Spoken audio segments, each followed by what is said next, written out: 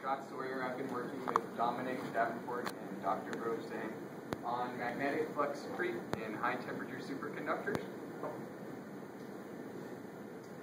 Alright, let's get started here by talking about the mixed state of a type 2 superconductor.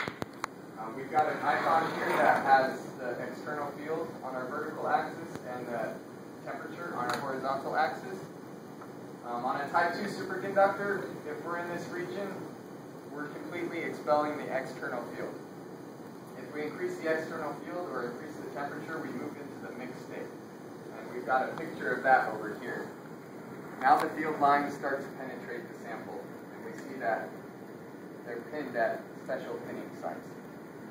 What we're studying here is how those lines, which we're going to refer to as vortices, what's happening in the mixed state. So what we do is we cool down our sample, we put an external field, we get something like this, and we measure the magnetization over a period of time.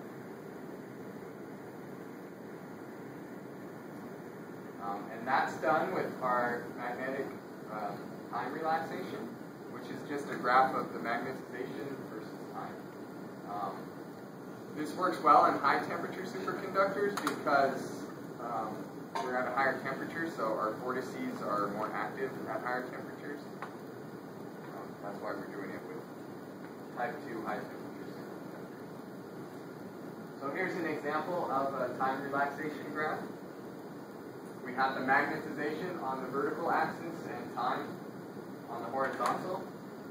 This is for a YBCO sample at 10 Kelvin and an external field of 2 Tesla. We see that we're decaying away in a logarithmic form here. So there's a couple models for this behavior, and we tried to fit one of these two. We've got the power model here, which is going to be the log of the magnetization versus the log of the time.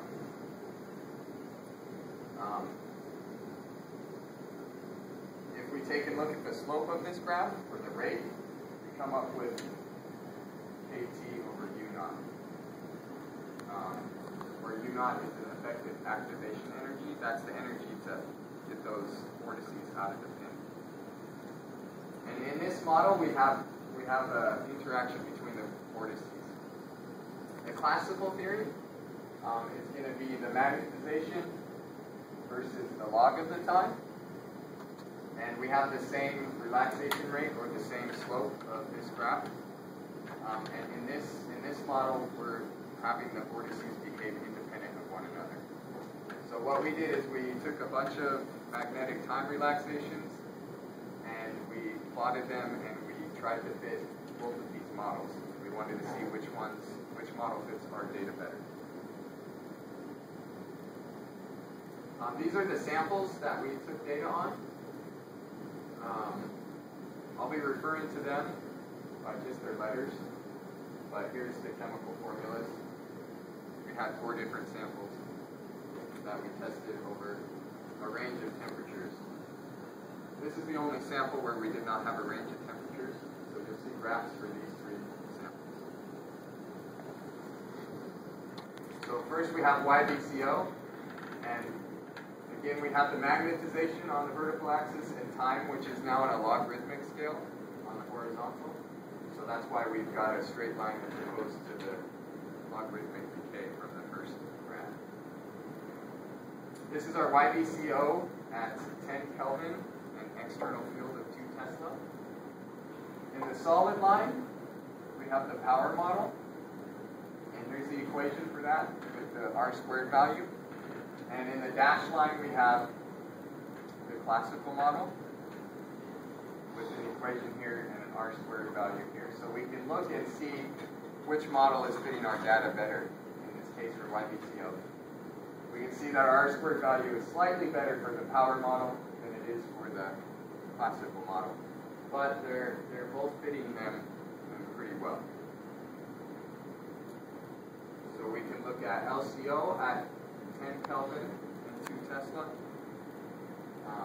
Same thing again, we have the solid line, the power model with an R² fit here, and the the dashed line is the classical model. And again, we're getting a little bit better fit on the power model than the classical model. But they're still pretty close fits. But we can see the power model looks like it stays with the data a little better. Our TVCCO at 10 Kelvin, an external field of 1 Tesla. Now we switch here. Now we've got the classical model here with an R squared value, a little bit better than our R squared for our power. So it looks like the classical model fits slightly better for our TVCCO. And lastly, our PVSCCO.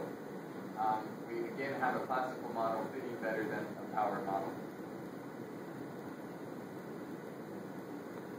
So for some conclusions on which model fits better, our YVCO and our LCO fit better with the power.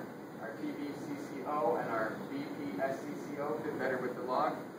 But overall, we're fitting pretty well with both models.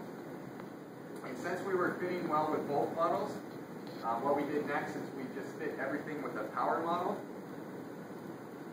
so that we can look at that relaxation rate. We can look at the slope of how that magnetization decays over time.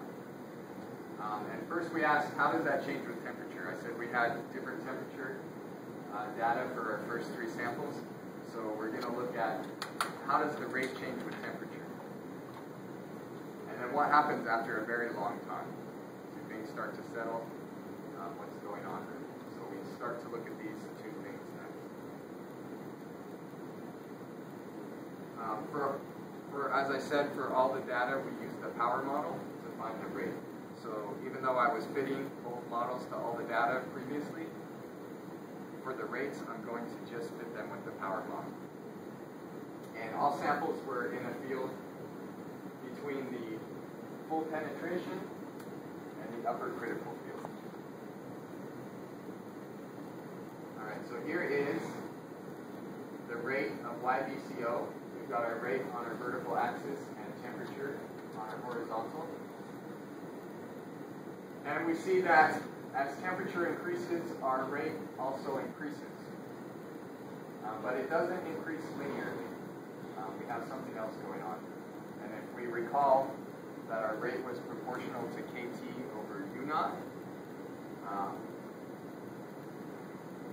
we would say if U naught was independent of temperature, we would expect to see a straight line here. So that's telling us that U naught is dependent on temperature. For our TVCCO, we get a similar looking graph. As temperature increases, we have an increase in rate, but it's not linear. For our LCO, again, we have an increase with rate with temperature, but once we get to about 13 Kelvin, we drop way down, which is odd. That's quite strange to see the temperature increase, but the flux decrease. So we kind of have something that is a little strange in this one. So we're asking ourselves, why is this happening? Why is rate decreasing once we get to 13 Kelvin on our LCO? Does a higher temperature suppress flux creep? One thing to note is that LCO has a lower TC than the other 2 samples. We're about halfway to the TC at 13 Kelvin, and we start seeing that drop in the graph. So maybe if we start approaching the TC, we stop getting flux creep. Or are we just at an equilibrium state? Are these higher temperatures bringing our sample to an equilibrium state? And is there some kind of value of our magnetization that's a minimum? So we started to look at some of these things. I had to go back and look at the LCO time relaxations to see now we've got the dark line is our power fit to our 4 largest temperatures. So if we look here at, this is magnetization again and time. If we look here, we're fit pretty well at 13 Kelvin, and that was that last rate on the chart before it started to go down. But if we look at 14 Kelvin, we're quite a bit off of our fit here. And the same thing with 15 and 16 Kelvin is quite a bit off of the flat that. So we'll take a look at each one of these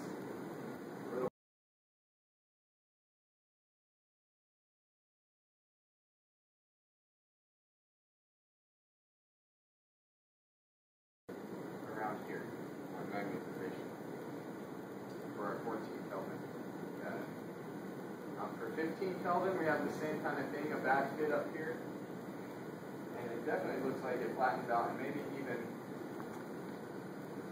rises after some time. And we're about at the same level as we were for 14 Kelvin. And here's the worst one of all. I've got the R-squared values on these two, which we're not fitting this. We drop down here and then we're flat for the rest of the time. So we were wondering if this is going on forever, and if it's actually giving us a bad idea of what our rate really is. Maybe our rate is here, and now we're at equilibrium, and we're measuring something else here. We're measuring nothing at all. So we decided that we would take a method where we were estimating our rate using just these data points and truncating off the rest if we're at an equilibrium. We just wanted to see what that would look like on our rate versus temperature graph. So here's what we did. Here's the 13 Kelvin. 14 Kelvin was the first one that had a bad fit, so we selected these data points. And we selected these because it was the first point that cut our trend line, a little bit arbitrary, but we just wanted to see what it would look like if we used these first data points. Same for 15 Kelvin, and then the same for 16 Kelvin. And as you can see, with the blue dots, we have our new truncated method, and we're increasing with temperature just like we did with our first two samples. The black X's are the data points without truncation. So in a way, we fixed the problem. But we're not done yet. We have to decide what this all means. So are we getting a minimum magnetization after a very long time? And can we model that? Can we say, if you have this sample, it's going to take this long at this temperature to reach your equilibrium? Maybe at higher temperatures or temperatures closer to the TC, we have a different state. The superconductor is existing in a different state. That would be interesting. Hopefully we're not at this case, which we're currently investigating, if we're having a background in our measurement. And we actually are still relaxing, we're just not seeing it because of background measurement. So